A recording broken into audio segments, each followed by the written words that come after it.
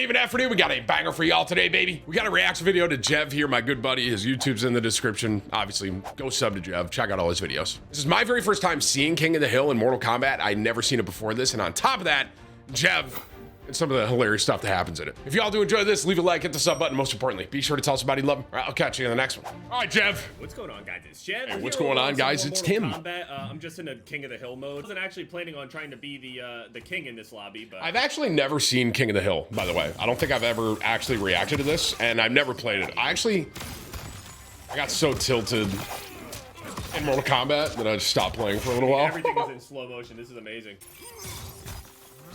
I thought Sub-Zero was bad, right? Maybe they buffed him. I mean, he wants to keep jumping into it, I guess. 300, 400 millisecond? Holy shit, man.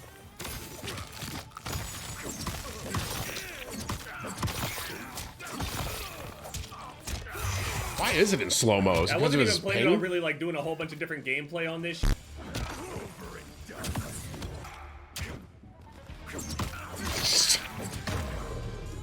All right, everything stops going in slow motion as soon as I do the brutality. Amazing. Yeah, I would leave too, to be honest. I think everything is gonna be laggy too. I don't know why the connection is like this. This is insane. I just got in here, beat the king real quick. I joined and it immediately put me against somebody. I played them real quick. I want to thank everybody for all the love and support on all the Mortal Kombat videos. No problem, I know I'm Jev. not playing Combat League at the moment. Okay, well, this person's a little bit better.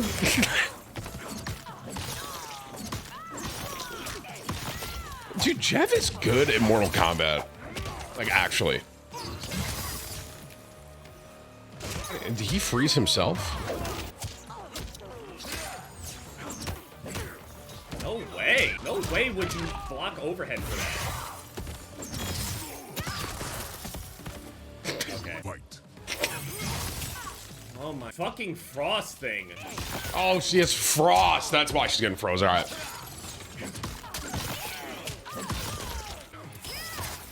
Dude, this game, it's actually incredible to watch how talented people are. I've seen some stuff on TikTok of people being extremely good. It's insane, dude. And, I mean, Jev is very good, but there are people out there that are... I've seen some unbelievable clips, bro. There. I love how casually he was about it. He goes, there. You can tell he's so locked in, bro. Look at him down there. Which is probably why I'm bad at Mortal Kombat, because I can't be locked in, you know?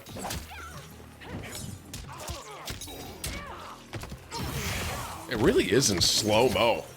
Huh? It's I like, literally heard it hit the thing. It's like he's playing on like 500 ping, man. Fuck. Good job, man. Look at this connection! I'm getting sick in my stomach. I can't even listen to the audio. It's fucking killing me. Figured I'd just play some King of the Hill. Wasn't even trying to be the king in this shit because I knew I would get invested and piss the fuck off. I need this Kung Lao to absolutely shit on this Li Mei. Oh, is this so? This is left because the connection is so bad. See, bro, your connection is so shit, people can't even play you. so King of the Hill. You watch whoever wins. That's interesting. Oh, look at how slow it is. Dude, the fact that she actually calls Frost out unironically full screen is hilarious, and it works. That's the crazy part.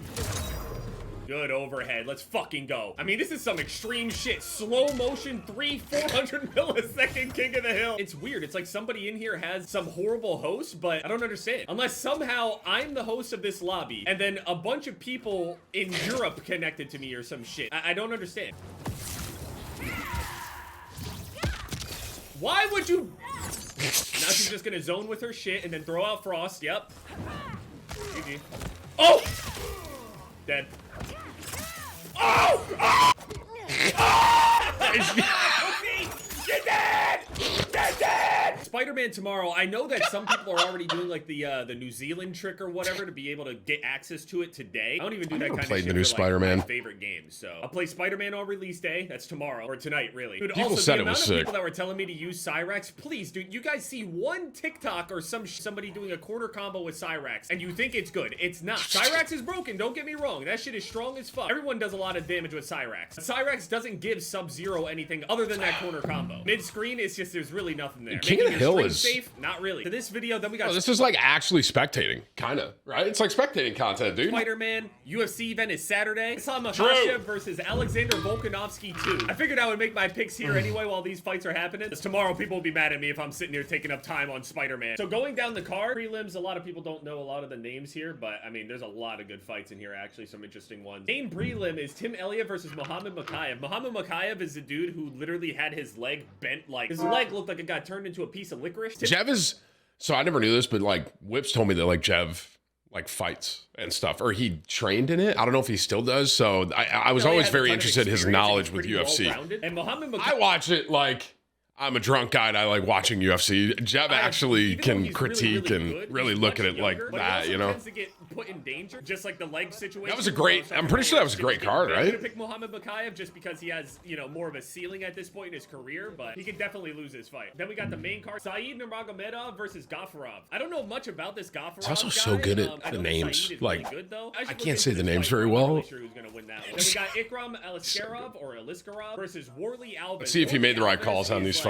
I know the two main ones. Like a really good guillotine. But Ikram is a good striker. He's a good grappler. He's very well-rounded. A lot of people know Ikram from his fight with Hamzat. He's known as the guy that was actually stuffing Hamzat's takedowns in, you know, whatever previous promotion they were in. And then Hamzat ended up getting a KO on him. Really good clean KO on Ikram. But Ikram hasn't lost other than that. Dude, this smoke is kind of owning, by the way. Ikram I know he's fighting the UFC already. It was, I know he's talking about the UFC. Hawes. He KO'd Phil Hawes. Warley Alves is super dangerous. The dude is going to throw bombs, and he's pretty dangerous to grapple with. But overall, I think Ikram will probably do well. I think Ikram wins that fight. Magomed Ankalaev against Johnny Walker. That's probably one of the most unpredictable fights possible. You got Magomed Ankalaev, who tends to make questionable decisions sometimes, or sometimes not be aware of whether or not he's actually winning or losing a fight.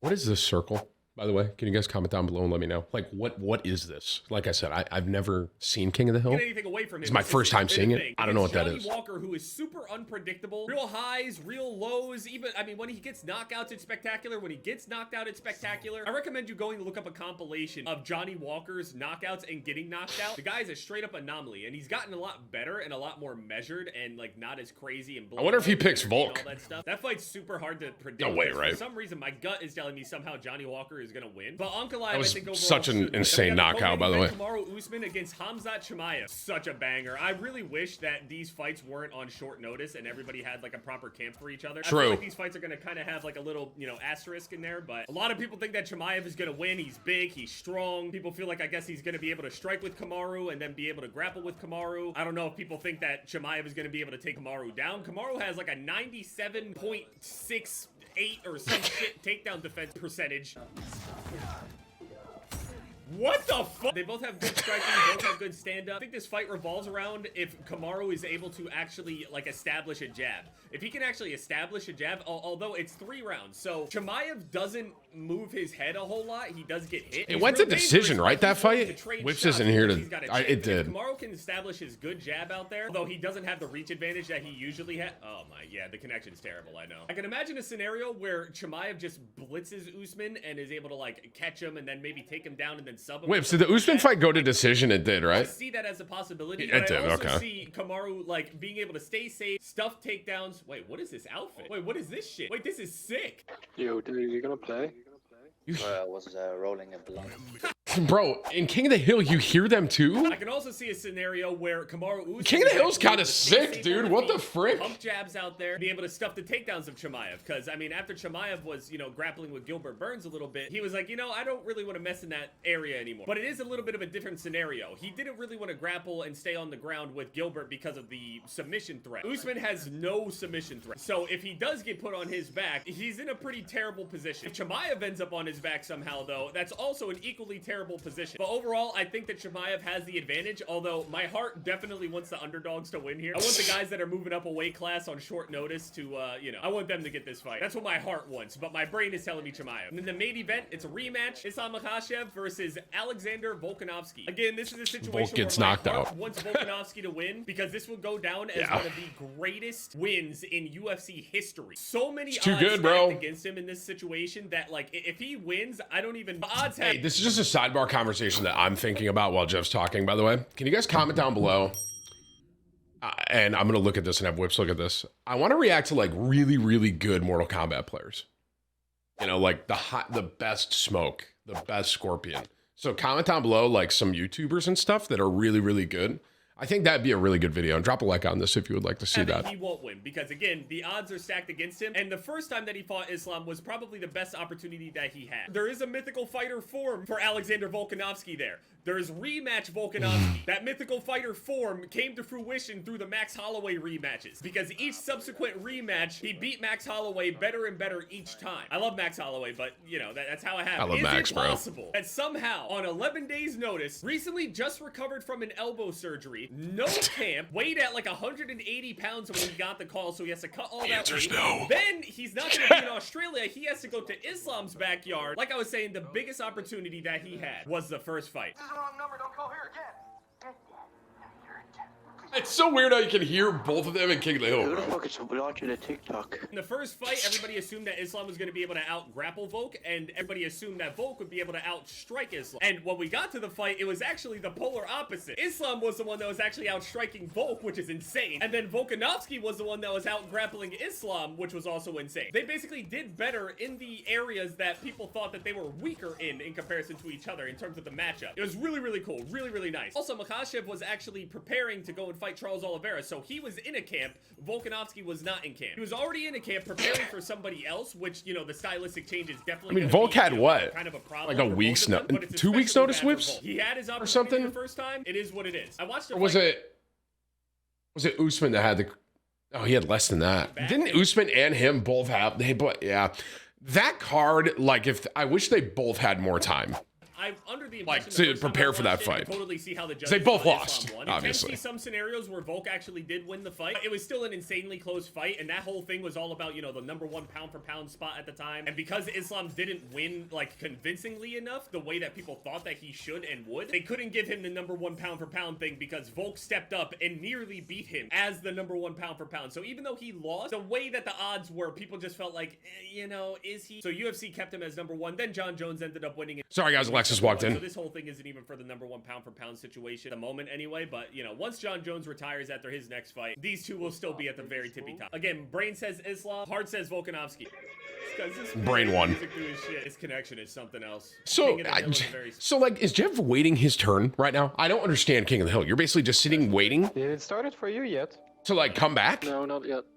I don't know why. The connection in this game, it's so bad. It's crazy that you're even staying there. You fought every single fight on that ping. Oh my. Okay, it's so laggy. Literally, the voice is lagging, bro. Wait, do you have the King of the Hill mission? What are you talking about, King of the Hill mission, bro? Like the trophy. Oh, they're so nice, dude. This shit is wholesome. It's so wholesome. They're trying to get each other achievements and shit now. Yeah, anyway, thank you guys so much for all the love and support on all the videos. Excited for Spider-Man, excited for UFC, and yeah, it's been Jeff, guys. Later. Oh, dude, Meaty Marley? Dude, I wish that, like, I don't understand King of the Hill. Like, was Jeff basically just sitting, you wait until it comes back to you? Yeah, I should just try it. Maybe I'll just try King of the Hill.